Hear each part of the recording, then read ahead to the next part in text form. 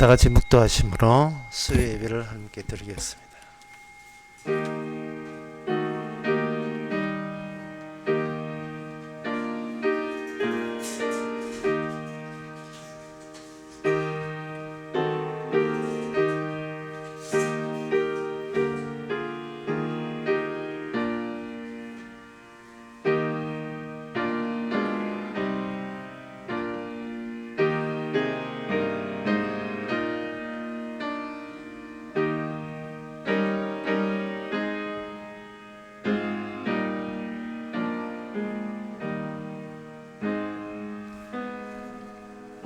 내 혀도 종일토록 주의 의를 말씀하오리니 나의 모래 하른 자가 수치와 무한을 당하니이다.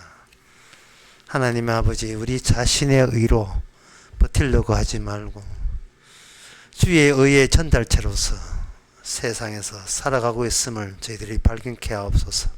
예수님 이름으로 기도합나이다. 아멘. 찬송가 307장 합시다.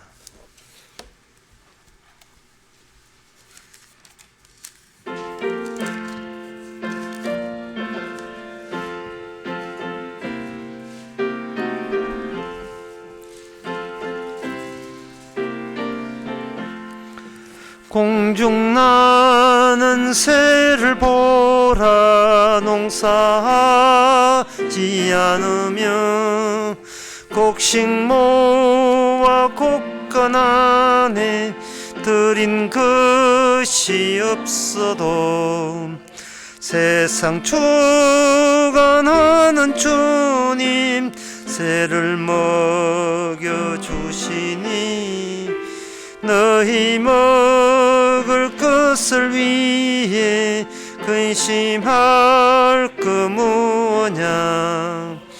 들의 백합화를 보라.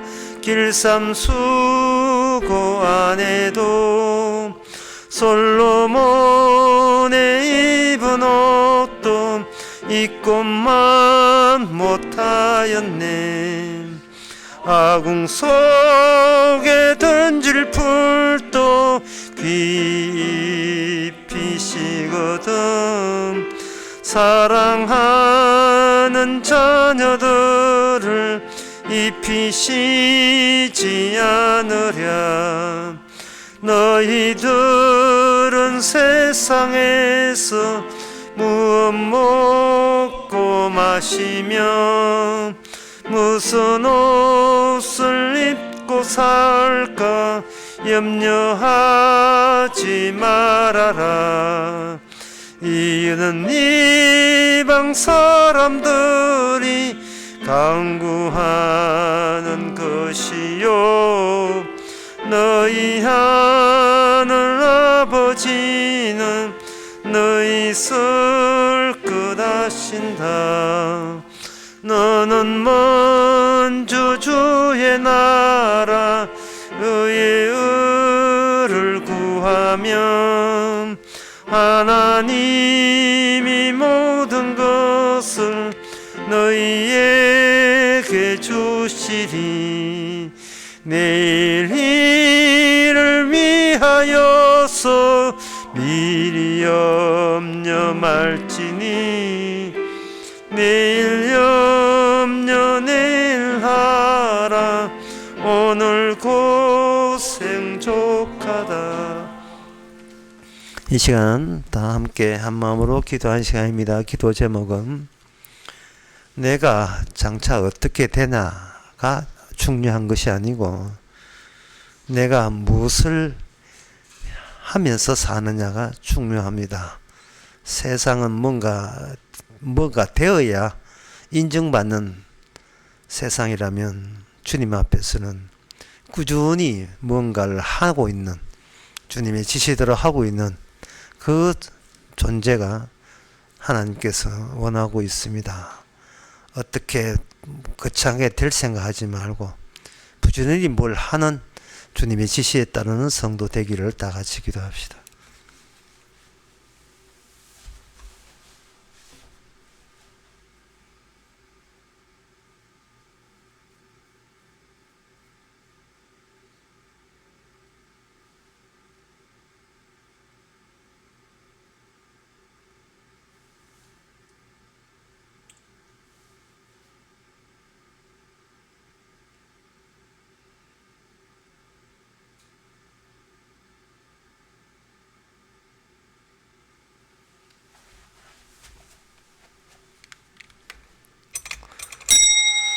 하나님 아버지, 세상이 깜짝 놀랄 대단한 존재가 되는 것을 상상하지 말고 그 사는 하루 순간 주와 함께 동행하면서 주의 지시대로, 주께서 힘주시는 것대로, 주님의 명령대로 꾸준하게 주의 일을 하는 것, 시킨 대로 움직여 사는 것, 놀지 않는 것, 주와 함께 동행하는 것, 그런 존재가 되게 하여 주시옵소서.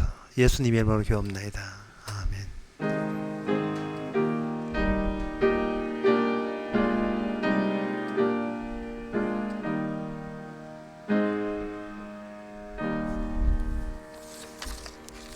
하나님의 말씀 보겠습니다. 하나님의 말씀은 스가랴 8장 9절에서 13절까지입니다.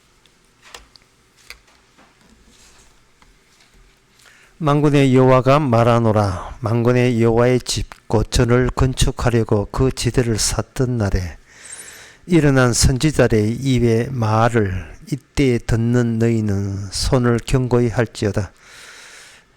그날 전에는 사람도 삭슬 얻지 못하였고 짐승도 삭슬 받지 못하였으며 사람이 대적을 인하여 출입을 평안치 못하였었나니 이는 내가 무사람으로 서로 치게 하였으니와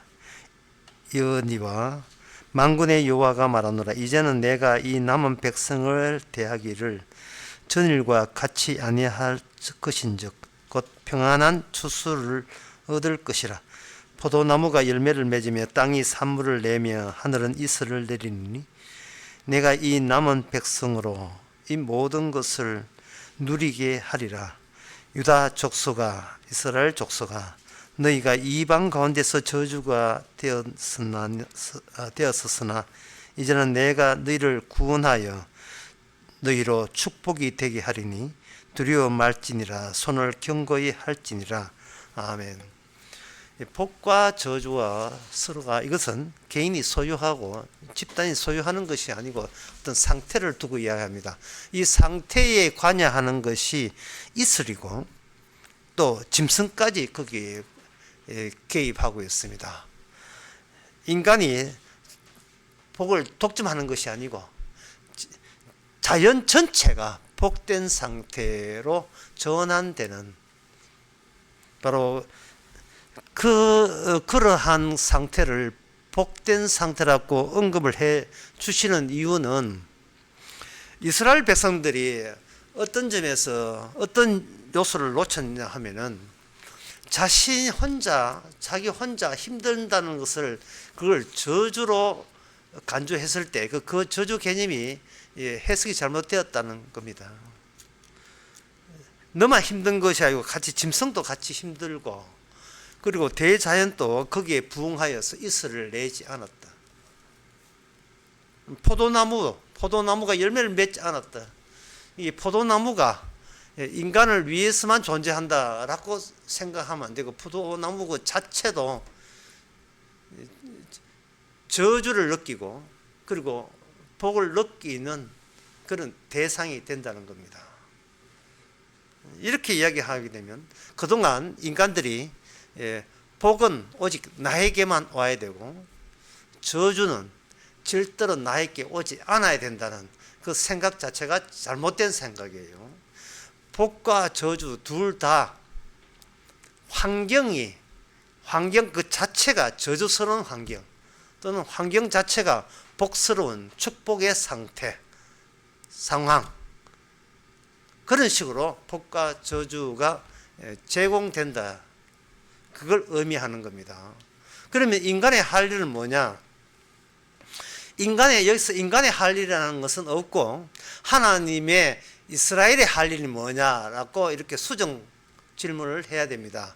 왜냐하면 하나님께서는 인간을 인간 취급하지 않습니다. 그러면 왜 이스라엘은 왜 그건 특별하냐? 특별합니다. 하나님의 언약이 도달된 인간이기 때문에, 하나님의 언약의 관계에 놓여 있는 인간이기 때문에 그 이스라엘에게 하나님께서 지속적으로 하나님의 계시가 주어집니다. 그러면 그 이스라엘이 하나님의 언약대로 해서 저주스러운 상황이 복된 상황이 바뀌려면 이스라엘은 뭘 해야 되는가? 하나님이 지시하신 게 있었어요. 그게 뭐냐면 하나님의 집이었습니다. 여호와의 집이에요. 하나님의 집입니다. 이스라엘 집이 아니에요. 사람이 살려고 짓는 집 말고요. 인간이 자기가 주인 같으면 하나님은 인간이 아니니까 이건 타인이 되는 겁니다. 그럼 이스라엘은 모든 세상 인간은 자기를 위해서 살고 행동하는데 이스라엘은 그렇게 하면 안 되고 내가 아닌 분을 위해서 존재해야 된다는 그것을 언약을 통해서 지시받는 자들이 바로 이스라엘 되는 겁니다. 내 일도 아닌데 나의 일이 아닌데도 불구하고 일해야 된다? 인간으로서는 상당히 어색하지요. 어릴 때부터 양육받은 그 모든 양육과는 다른 느낌으로 다가오는 겁니다. 이제 그렇게 되게 되면 이제 일본말로 이야기해서 이스라엘은 하나님의 시다바리가 되는 겁니다. 종이 되는 거죠. 내 집 지어라. 그러면 저주가 복으로 바뀐다. 지금 그런 이야기를 하시는 거예요. 내 집 지어라. 네 집 아니야. 너 집 아니야. 내 집이야. 네가 그동안 저주를 받았던 이유가 바로 너의 일을 해서 그런 거죠. 너의 일을 해서 그렇다는 겁니다. 그래서 여기서 오늘 본문은 뭐냐면 성전을 짓기 전과 후로 이렇게 나눕니다. 시기를 둘에 나눠요. 전에 성전을 건축하기 전에는 뭐냐? 10절에 보면 그날 전이죠. 사람이 삭슬을 얻지 못하였고 짐승도 삭슬을 받지 못했다 되는데 여기에 삭이라는 말이 나옵니다. 이 삭이란 말은 인간이 일의 대가를 두고 삭이라고 이야기해요. 노동의 대가죠. 자, 여기서 우리가 한번 정리해 봅시다. 노동이 뭐냐? 우리의 상식에서 약간 더 깊이 한번 들어가 봅시다. 인간의 노동은 자기가 일하는 것을 노동이라 한다. 어떤 대가를 위해서 일하는 걸 노동이라 한다. 사람들은 그렇게 생각합니다. 그렇지 않습니다. 이게 노동이 뭐냐 하면은 교육받는 거예요. 이 세상에 노동치고 교육 안 받고 학습 안 받고 현상 실습 안 하고 취업되는 경우가 없어요. 노동은 일할 환경에 의해서 내가 변형되는 거예요. 예. 이게 상당히 중요한 거예요. 새로운 환경이 되게 되면 우리 일상적인 생각해 봅시다. 나는 현재 난데 새로운 이제 시기가 오면 나는 그 시기에 내가 그 시기에서 열심히 일해서 그래서 돈을 벌어야지. 그렇게 일방적으로 생각합니다. 그런데 여러분 그걸 생각해 보세요. 내가 어디 가서 돈 벌려 하는데 나에게 일을 시키는 그쪽에서 나의 변형을 요구하게 돼요. 나의 변형을. 고3 같은 경우에 그래요. 고3은 시험 치면 대학 들어가면 대학 생활을 한다. 고3 있던 내 모습이 대학에 합격하게 되면 이제 대학 생활을 하면 된다. 이것만 생각해요. 아주 철이 없어도 보통 철이 없는 게 아니에요. 그러나 대학에 딱 들어가게 되면 교수가 요구하는 게 있어요. 네 수학 기초 다 뗐어? 내 지금 강의할 건데 물리학 서론 강의할 건데 이 수학 미분 방정식 안 되면 이공계 이거 내 강의 학점 못 따. 그러면 학생들이 고등학교 때는 이런 이야기를 안 했는데요. 그러니까 니는 고등학생이 아니야. 지금 네가 변형돼야 돼. 네가 사고방식이 변형돼야 돼. 사고방식이. 고등학교 때 가가지고 대학 가가 미팅하고 어디 MT 가 놀러가고 지금 그건 일맥상선이 없는 생각이에요. 이미 고등학생이 끝나고 대학이 들어버리면 그 환경에서 요구하는 바가 있어요. 이게 변형입니다. 이게 왜 성경에서 중요하냐 하면은 인간 세계에서는 사람들이 뭐 마귀나 누구하고 상대를 하려고 해요. 예, 마귀야 오라 내가 한바탕 붙겠다 이렇게 하는데 마귀가 바보가 아니에요. 어떤 식으로 하느냐, 마귀는 이 세상의 환경 속에 인간을 어떻게 다루느냐 하면은 마귀의 지시에 적합한 수용체로 모든 인간과 정신의 몸을 변형시키는 거예요. 변형시킵니다. 딴 소리는, 주의 하나님의 말씀 들리진 않아요. 마귀 말은 속속 잘 들리고 복종, 충성 할 수 있는 정신과 인간의 몸으로 이게 변형이 되게 되어 있어요.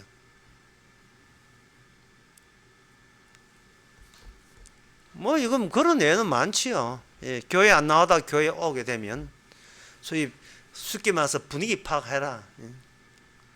분위기 파악하라는 거예요. 그러면 그 교회라는 환경이 요구하는 인간상이 따로 있어요. 그걸 따라줄 때 그걸 노동이라고 이야기하는 겁니다. 노동. 대학 졸업하고 회사 가게 되면 나 이제 회사에서 가방 들고 일해가지고 그리고 따박따박 월급 가지고 내 가정을 일구어야지 이렇게 아주 순진하게 아니라 생각해요. 회사 딱 가게 되면 아침에 책상 딱 앉았다. 앞에 컴퓨터 딱 틀면 오늘 일가가 매일로 110가지 쭉 내려옵니다. 쭈르륵 내려와요. 아침부터 이거까지 점심까지 이거 하고 오후에는 이거 하고 이거 안 되면 퇴근 시간까지 다 반납하고 이거 하고 그 집에 가 딱 내려와요. 나는 커피나 따르고 복사는 하면 복사만 하면 됩니까? 무슨 복사하는데 월급을 300만 400만 주는 게 어디서 그 커피 따라주는데 뭐 그거 왜 돈이 그렇게 주겠어요? 어떤 조직에는 철저하게 그 사람하고 조직맨 그 조직에 적합한 사람으로 만들어내는 것이 조직의 힘이에요. 구조의 힘입니다. 이 세상은 신이 있어요. 이 세상 신이 뭐냐? 악마입니다. 악마는 인간을 그렇게 어떻게 다루냐? 악마 말만 들리고 악마의 말만 순종하도록 인간을 변형시키는 작업이 이 세상 안에서 이루어지게 있습니다.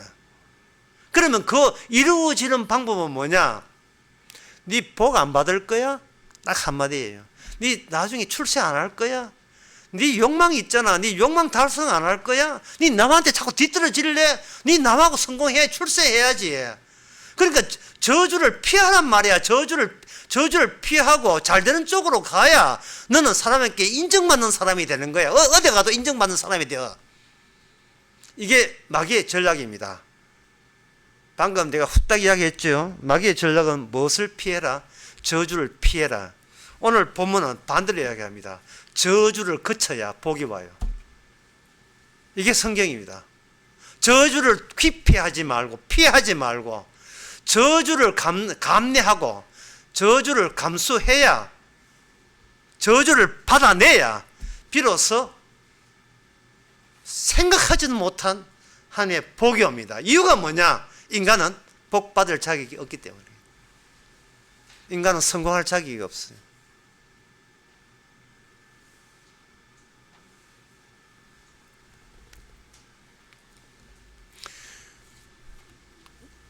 예, 처음부터 다시 해볼게요. 오늘 본문 내용이 뭐냐 하면 이거예요. 하나님이 복이냐 축복이냐 하는 것은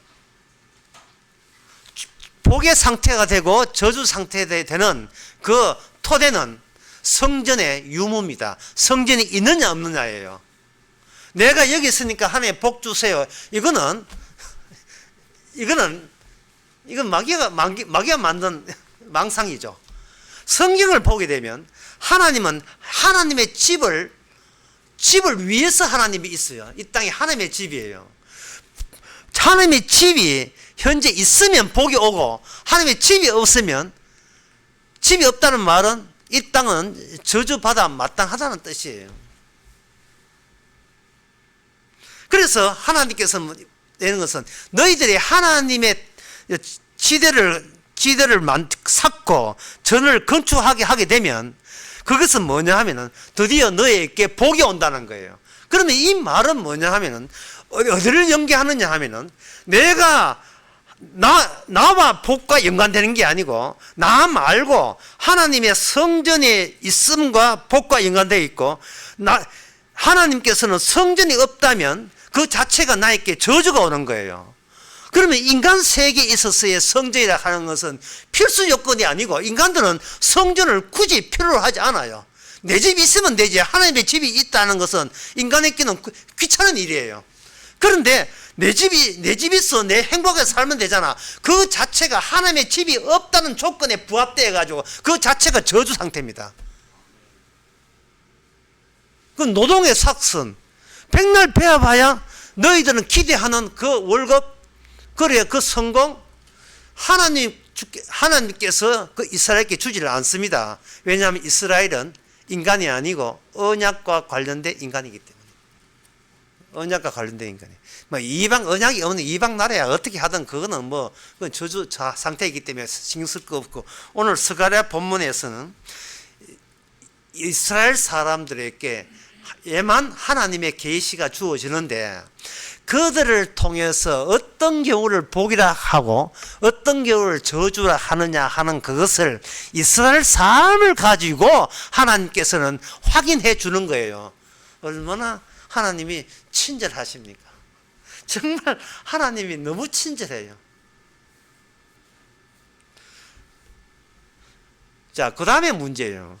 그러면 지금 성전을 짓고 있는데 이 성전을 우리가 지으면 복이 옵니까? 라는 질문을 할 수 있어요. 성전을 짓기 시작부터 드디어 이스라엘이 오면서 전에처럼 살지 않고 이 약속의 땅이 살기 좋은 조건으로 드디어 무르익기 시작하는 거예요. 그럴 때 하나님이 이제 성전 지었으니까 이 성전 짓는 것이 진짜 하나님이 원하는 성전을 지은 것인지 아니면 그냥 성전 지으면 복 온다 해가지고 우리 마음대로 성전 짓는 것인지를 어떻게 그것을 구분할 수 있습니까? 라는 질문이 또 성립돼요. 아주 쉽게 말씀드리겠습니다. 너 교회 나와야 복 받는다. 그러면 내가 교회에 나온다는 것이 하나님이 생각하는 교회에 나오는 것과 내가 교회에 나와서 복 받겠다는 그 교회에 나온 것과 이게 같은 생각이냐를 무슨 수로 확인되느냐 하는 겁니다. 예, 헌금을 이렇게 교회에서 헌금하라 하잖아요. 그러면 헌금을 합니다. 목사가 말하기를 헌금하는 것은 하나님께서 원하는 바입니다. 옛날 구약 때 제사장님께 11조도 하고 헌금했으니까 여러분들도 성도 같으면 헌금을 하세요 라고 하는 거예요. 그럴 때 목사가 그렇게 이야기해 줄 때 교인들은 무심코 목사가 시켰으니까 나는 그럼 헌금 하래미 헌금합니다. 이제 복 안 주기만 해봐라. 30배, 60배, 100배, 100배 그 완전히 헌금한 액수 30배나 60배, 100배 안 주기만 해봐라. 이렇게 경솔하게 생각하거든요. 그러나 좀 더 생각해 보세요. 내가 하나님이 헌금하라, 하나님이 헌금하라는 이야기를 신약 때 한 적이 없어요. 없는데 하여튼 구약 때 있다고 하고. 하나님 주시는 하나님이지 받는 하나님이 아니거든요. 헌금 아나레아 삽비라에게 성령께서 네 헌금하라 했을 때 아나레아 삽비라는 헌금을 했어요. 했는데 뭐가 사돈 났냐 하면 내가 헌금했다는 이 내 뜻과 하나님이 헌금을 받으시는 헌금 뜻과 이게 서로 사맞지 아니할세. 이게 맞지가 않네요. 맞지가 않아요.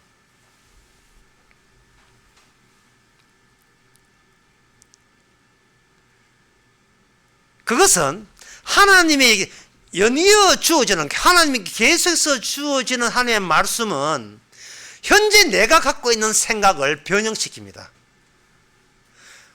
오늘 나는 헌금을 하는 것이 주의 뜻이라고 여겼는데 내일 되면 어제 생각했던 그 헌금의 뜻이 주의 뜻이 아니었구나.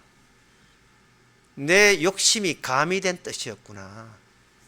내가 저주 안 받고 복 받겠다는 그 음흉한 노림수가 합류된 그러한 몸짓이었다는 것을 어제가 지나고 오늘 되면 파악하는 거예요. 그럼 오늘은 이제 옳다고 본 거죠. 내일 되면 오늘 생각한 것이 그게 아니었구나. 그 뜻이 아니었어서라고 다른 새로운 의미를 주께서 허락해 주시는 거예요. 예, 그렇게 생각하게 되면 마지막 남는 게 뭐냐 하면은 성전 짓고 헌금하고 전도하고 예배 참석하고 교회 참석하는 내가 잘립니다. 이게 주의 뜻이에요. 뭔가 했는데 내가 하는 나를 잘려요. 잘린다는 말은 죽는다는 말이에요. 그 죽는다는 그것이 하나님의 원하는 바. 하나님 우리를 죽이는 게 원하는 바예요. 왜냐하면 하나님의 집 성전은 인간을 죽이는 집이기 때문에. 인간을 죽이는 집. 인간을 죽이는 힘이 거기서 나와요. 나 저주받기 싫어요, 하나님. 나 복받고 싶어요. 이리 와. 내가 죽여줄게. 그 생각. 그게 틀려먹은 생각이었어요.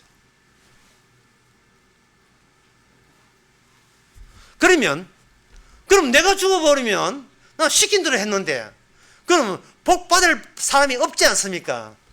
이게 이제 결정적이에요. 복받을 사람을 하나님께 저주해서 복받을 사람을 따로 거기서 생산해내요. 내가 받는 게 복이 아니고 어떤 분이 도출하는 게 복이에요. 그분이 누구냐? 그분이 바로 예수님이십니다. 복은 내가 받는 게 복이 아니고 복받을 자격도 없는 인간들 무리에서 뭔가 하나의 돌출이라는 말은 미사일이 쏠 때, 로켓 쏠 때 숲속에서 로켓 타고 올라오잖아요. 없는 데서 돌출해서 솟아 올라오잖아요. 주님께서는 이 땅에 어떤 인간도 복받을 사람 없고 저주에 합당하여, 저주에 합당한데도 여기서 무엇이 새로 생기느냐? 복이 생겨요. 복받을 사람이 생깁니다. 유일하게. 그것을 오늘 본문에서는 두 가지로 이야기하는데 두 가지 다 설명해 드리겠습니다. 첫 번째 이야기하는 그것을 가지고 유다 족속이라고 하고, 두 번째 같은 뜻으로 그걸 뭐라고 하나? 남은 자로 하는 거예요. 유다 족속, 남은 자. 남은 자, 유다 족속. 같은 뜻입니다. 솔로몬 이후에 이스라엘 나라가 두 조각 나는데 한쪽과 북쪽 나라 남북으로 나눠져요. 남쪽과 북쪽에 차이점이 있어요. 남쪽에는 유다 족속인데 유다 족속에 뭐가 있느냐? 성전이 아직도 유효하게 있습니다. 북쪽은 10지파가 있었는데 10지파의 특징이 뭐냐? 성전이 없어요. 잘립니다. 북쪽을 봤을 때 남쪽은 남은 자가 되는 거예요. 그러면 우리들 생각에서 야, 유다 지파는 이제는 복 받았겠네. 아닙니다. 유다 족속 남쪽 유다 지파 자체를 또 착살내게 작은 또 이게 썰입니다. 썰어가지고 아예 톤백이 썰이돼 다 썰어가지고 아예 훅 불고 도마에서 없애버려요. 어떤 인간도 남은 자에 적합치 않다는 것을 이스라엘 역사를 통해서 보여줍니다. 어떤 인간도 복받기에 적합한 인간은 아무도 없습니다. 그냥 저주나 받아라 이거예요.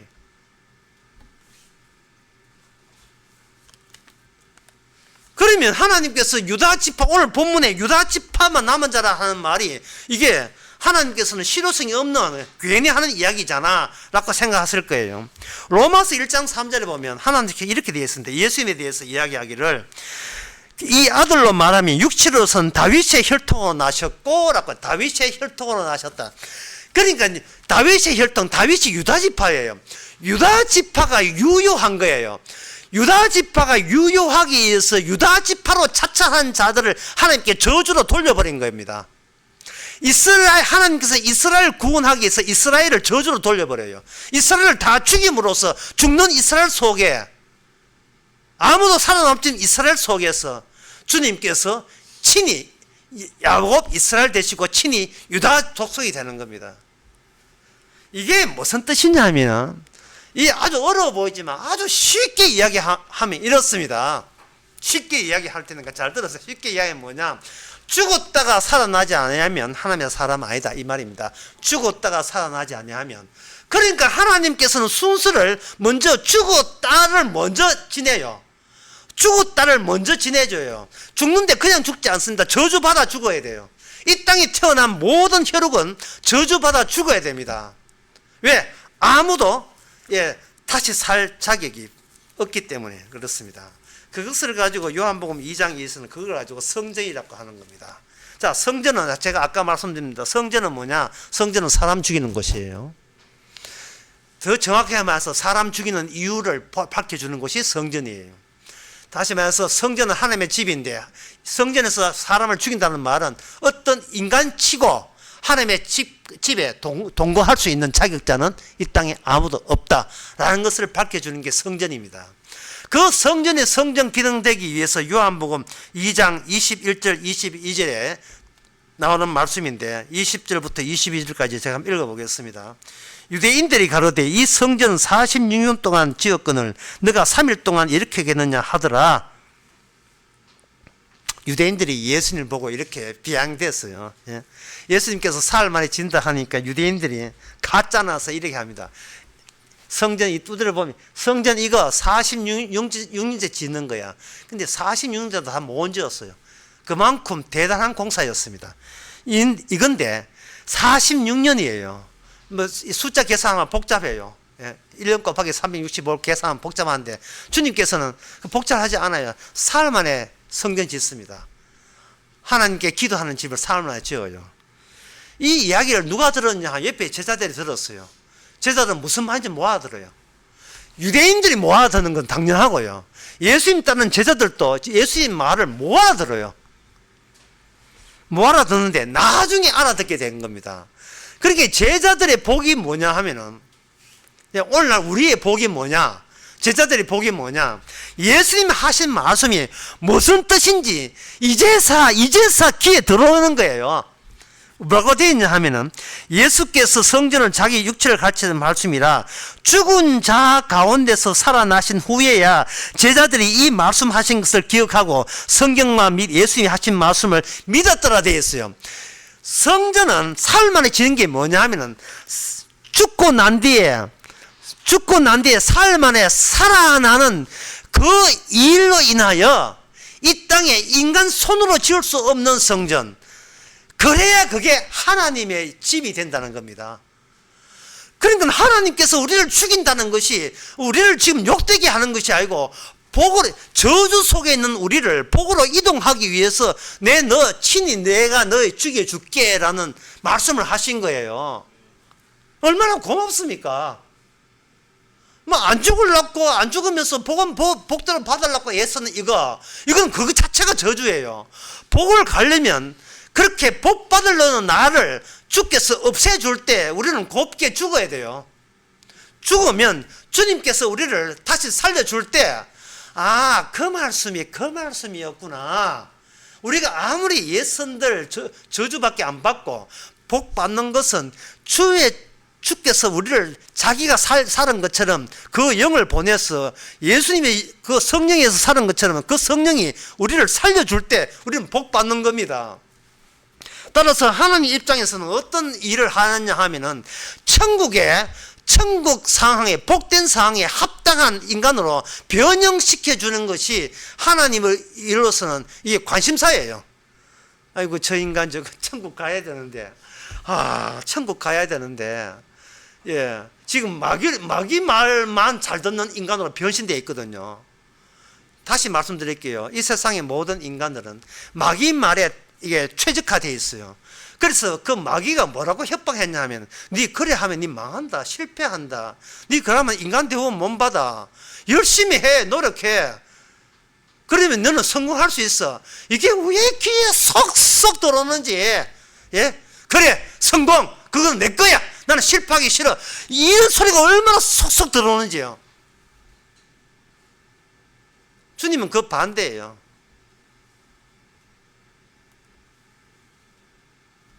열심히 살아, 너 죽여줄게. 놀지 말고 열심히 해. 내 필히 네 열심히 한 삭 아무것도 너는 거기 허무하게 삭스를 받지 못하고 내 쫄딱 망하게 해줄 테니까 이 세상 인간치고 그거 말을 기쁘게 들을 인간이 아무도 없습니다. 왜? 악마에 최적화되어 있기 때문에. 그런데 성령이 오게 되면 야 진짜 왜 이걸 몰랐을까? 주께서 말씀 하나가 천국에서 최적화된 사람으로 변형시키기 위해서 이 땅에 악마 말에 친근성을 갖고 있던 인간을 하나님이 우리가 스스로 그 발을 못 빼요. 우리는 너무 길들여서 주께서 빼주시겠다는 겁니다. 자, 그러면 그 빼내는 어떤 식으로 빼내느냐? 그것만 알면 오늘 설교가 끝나는 거예요. 어떤 식으로 빼내주는가? 빼내주는 방법이 창세기 38장에 있습니다. 창세기 38장에 누가 나오냐면 유다가 나와요. 아까 오늘 우리 스가랴 본문에서 유다 족속이 남은 자를 했지요. 그 유다 족속의 최원조가 유다입니다. 38장에 보면 유다가 이방 여자하고 결혼해서 아들 셋 놓고 딸 하나 놓습니다. 아들 셋 놓고 딸 하나 놓는데 큰아들 죽었어요. 큰아들 죽었습니다. 큰아들 이름이 엘인데 그가 죽었어요. 그 다음에 또 아들 낳았는데 이름이 오난이에요. 오난 그 아이도 죽었습니다. 이럴 때 유다라는 아저씨가 있는데 그 아저씨 안에 아저씨에게 아들 서 있고 딸 하나 있는데 벌써 아들 둘이 작살났어요. 죽였어요. 죽였을 때 여기서 유다라는 인간이 이 저주스러운 상황에 최적화된 자기의 본심을 팍 드러내요. 숨길 수 없습니다. 아들 셋 중에 둘 죽었으니까 아들 하나는 내가 지켜줘야 되겠다. 근데 아들 둘이 왜 죽었는가를 조사를 해봤어요. 탐정 불러다가 조사를 해보니까 이게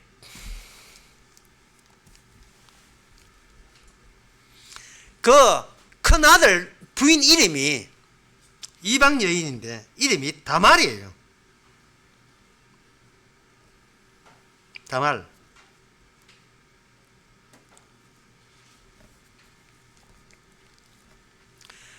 그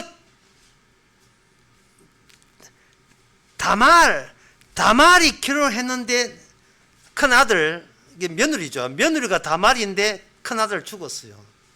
그러니까 하나님의 말씀에 의하면 큰아들 죽었으면 그 집안의 대를 잇기 위해서 그 형수는 남아있고 아들은 죽었잖아요. 그 형수가 시동생하고 오난하고 혼인해야 돼요. 오난하고 혼인을 해야 되는데 그 오난이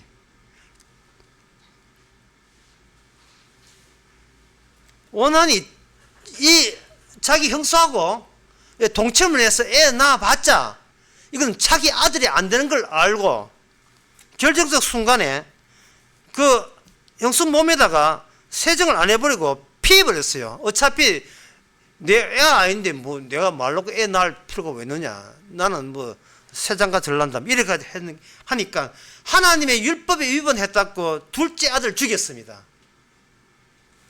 그러니까 이제 남은 것은 아들 하나, 셋째 아들 있거든요. 셋째 아들하고 이제 큰 그 형수하고 이제 혼인을 해야 되는데 그 셋째 아들 이름이 셀라가 아직 어렸어요. 어려가지고 동침이 가능하지 않아요. 그래서 기다려야 돼요. 다 남성내가 클 때까지 기다려야 돼요. 근데 유다 입장에서 가만 생각해 보니 기다려봤자 또 죽을 것 같은 거예요. 왜냐하면 여자 하나 잘못 들어가지고 아들 죽이 낳았지. 그다음에 두 번째 죽었지. 나머지 세 번째 애까지 결혼하면 세 번째도 죽게 돼 있어요. 그래서 차일피일 자꾸 미뤘습니다. 다말이 저 시아버지 보고 저 아버님 왜 빨리 대를 이으려면 셋째 아들 있잖아요. 셋째 아들하고 관계 맺도록 좀 해주세요. 그래야 하나님의 축복의 계통이 설 게 아니겠습니까? 그래, 알았다 해놓고 이 보나마나 또 여자에 또 죽일 거니까 자기는 그걸 아들을 빼돌릴 생각을 했던 겁니다. 그때 유다가 세 번째 딸이 죽어요. 딸이 죽어요. 진짜 하나만 남았어요. 딸이 죽고 난 뒤에, 딸 죽고 난 뒤에, 이제는 셀라 빼놓고 다 죽었구나 해가지고 이제 위로받기 위해서 유다가 어때 여행 가가지고 거기서 누구를 만났냐 하면은 자기가 마음 풀이하기 위해서 창녀를 찾았다가 그 창녀하고 관계를 맺습니다. 근데 그 창녀와 관계를 맺어가지고 자기가 이제 스스로 이제 위로받고 오는데 이 창녀에게 당신 그 값을 쳐줄게, 염소를 줄게, 염소를 주려고 하니까 지금은 염소가 없고, 나중에 염소 줄게. 그러니까 그쪽에 창녀의 모습을 한 그 여자가 하는 말이에요. 그렇다면 준다 안 준다를 확실하겠어. 뭐 보정물을 뭐 미리 이래가지고 입 싹 닦아주고 가면 안 되니까 보정물을 달라. 이러한 요구 조건 자체가 완전히 확실하게 창조라는 것이 분명해졌어요.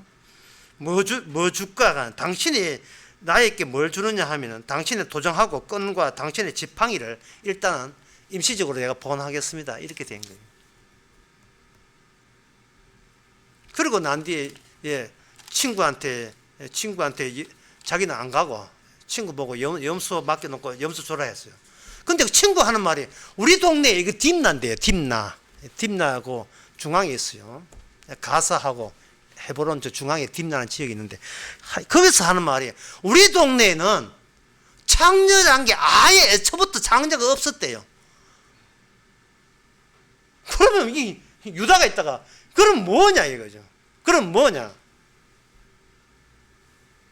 몇 달 뒤에 석 달쯤 뒤에 자기 며느리가 임신했다는 소식을 들을 때에 유다가 참을 수 없어요. 이게 우리가 어떤 집안인데 하나님이 있는 집안인데 며느리가 그새 참지 못하고 창녀짓을 해 창녀짓에 행음을 했어. 창녀가 아니고 행음을 했어. 그러면 그런 여자는 우리 하나님의 영광을 위해서 죽여버려야 돼 해가지고 신문을 합니다. 야 너가 며느리랑 니하고 같이 잤던 남자가 누구야? 남자가 어떤 남자인데? 남자가 이런 걸 맡겨 나왔습니다. 어떤 걸 맡겨 놨는데? 도장, 끈, 지팡이를 딱 내놔요. 여기서 유다가 뭐라고 하냐 하면은 하나님의 그 남은 자라는 게 철저하게 내가 남은 자 하나님의 언약에 축복된 삶이라고 남겠다고 여기는 것을 하나님께서 배제시키는 그 일을 하나님이 하시는 거예요. 나는 계속 하나님의 복을 받고 싶어. 복 받는 사람으로 남고 싶어. 어떻게 하든지 반듯하게 살아서 하나님 잘 믿어서 나는 하나님의 이 힘든 세상에서 벗어나서 천국 가야 돼 라는 사람을 하나님께서는 그 본색을 덜추어내서 너는 뭔가라는 것을 분명히 새겨주는 일을 하나님이 하십니다. 어떤 인간도 천국 갈 수 없고 어떤 인간도 복 받을 자격이 없어요. 중요한 것은 유다가 그걸 알았다는 거예요.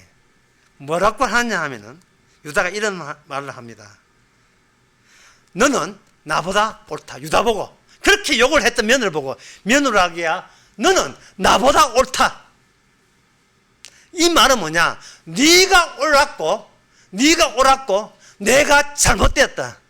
너는 우리 집안을 위해서 우리 집안의 하나님의 언약을 위해서 네가 창녀도 아니면서 창녀이어야 했던 그것이 너에게 얼마나 큰 희생이었던가. 네 희생 덕분에 너 의로운 희생 덕분에 우리 집안이 드디어 임신을 하고 대를 이었다. 내가 아는 셀라 계통이 아니고 너가 임신한 그 계통으로 하나님께서는 복을 우리 집안에서 거두지 않았다는 사실을 발견하게 돼요.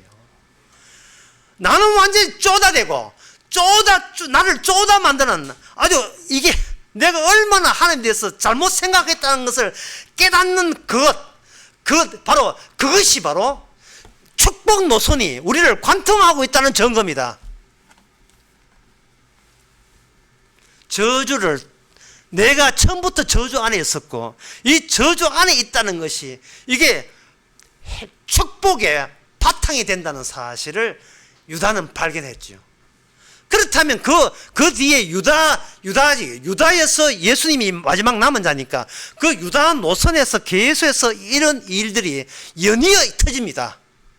유다 노선에서 그 유다 집안에서 발견했던 유다의 인식 변화, 나는 내 자식을 잘 건사해야 되라는 그것을 하나님께서 처단했다는 사실, 예.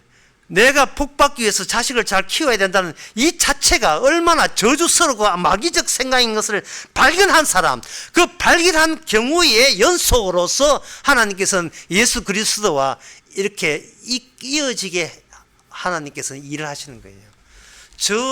먼저 저주가 찾아가고 그 저주 속에서 우리는 복받을 자기 없음을 확인하면서 하나님께서는 유일한, 내가 복받는 게 아니고 유일한 복은 예수님이 바로 복이라는 사실을 확인해 주는 겁니다.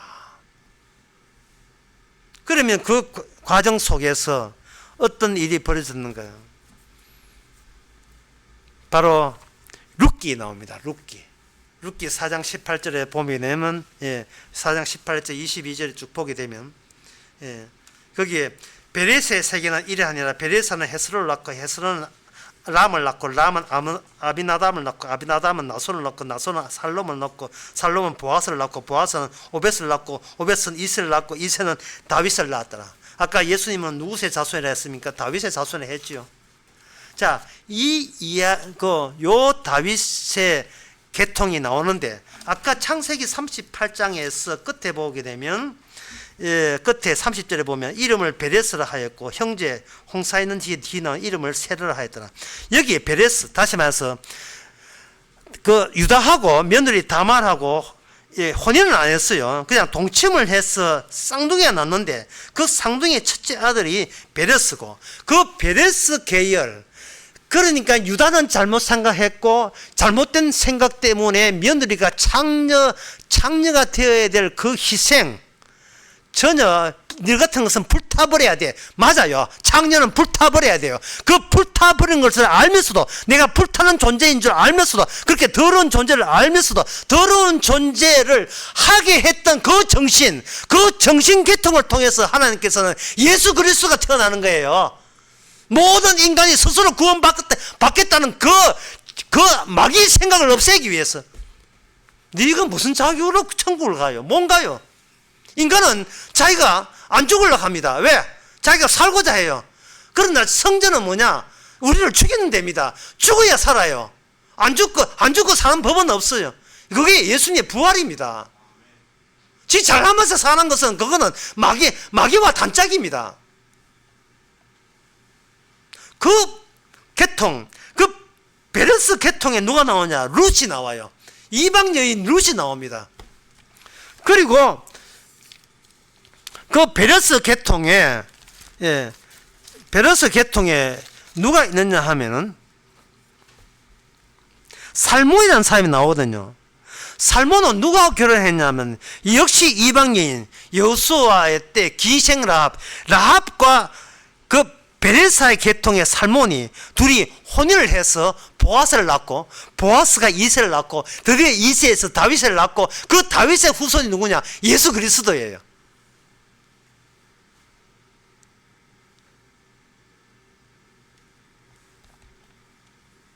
이게 바로 남은 자 계열이에요. 남은 자 계열. 저주를 아는 자의 계열. 저주 받는 것이 합당하다고 인정하는 계열. 저주 받아서 마땅히 죽어야 되는을 그걸 받지 아니하면, 그걸 인식하지 못하면 다시 사는 것도 없습니다. 저주 받는 자들은 자기가 저주 받는 걸 모르고 무조건 복 받아야 된다고 우기고 있습니다. 남보다 성공하고 잘 돼야 되고 실패 없애야 되고 남한테 칭찬받아야 되고 이 땅에서 우세우세하고 아이고 니 잘한다 그 소리 해야 되고, 그것이 바로 악마의 세계에 최적화된 그 자체가 저주스러운 인간이에요. 그런 인간밖에 없어요. 그런데 주님께서는 바로 그 인간을 위해서 다말같이, 그리고 룻같이, 기생 라합같이 희생을 해 주셔서 죽음 마땅함을 깨닫게 하시고, 그리고 다윗의 유일한 남은 자 부활하신 그분이 우리에게 찾아와서 너는 내가 너희를 다시 새 축복된 사람으로 내가 변형시켜 줄게. 이것이 바로 하나님의 남은 자에게 준 하나님의 축복입니다. 기도하겠습니다. 하나님 아버지, 우리가 사는 이 세상에서 내가 원하고 희망했던 것이 실은 마귀가 우리에게 쇠뇌준 교육 방식이라는 사실을 저희들 깨닫게 해주시고, 주께서는 놀랍게도 천국에 합당한 사람으로 맞추기 위해서 그동안 내가 알던 나의 소망을 꺾어버리고 주님의 소망을 우리에게 심어주시니, 그것을 통해서 우리의 주님의 희생을 새삼 발견하는 저희들 되게 하옵소서. 예수님의 이름으로 기도합나이다. 아멘.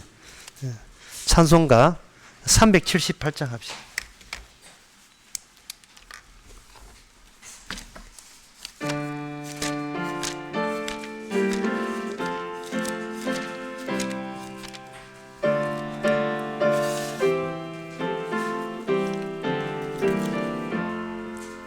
이전에 주님을 내가 몰라 영광의 주님을 비방했다.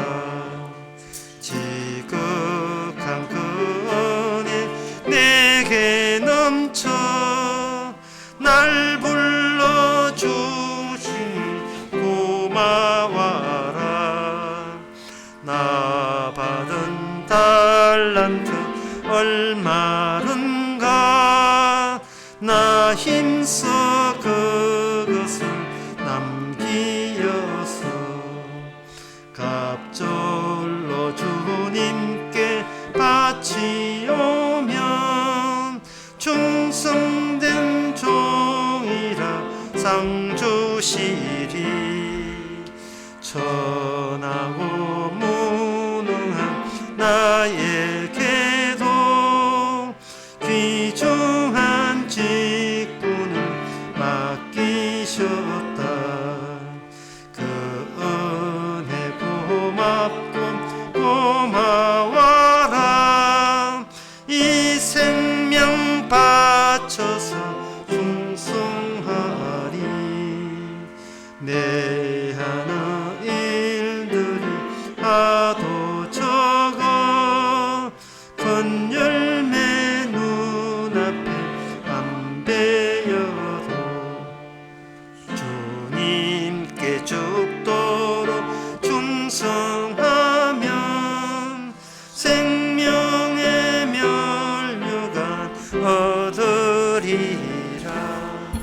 기도합시다. 지금은 우리 주 예수 그리스도의 은혜와 하나님의 크신 사랑과 성령의 충만하심이 저주를 피할 것이 아니고 이 저주 주심도 복인 것을 깨닫는 모든 성도에게 함께 있을지어다.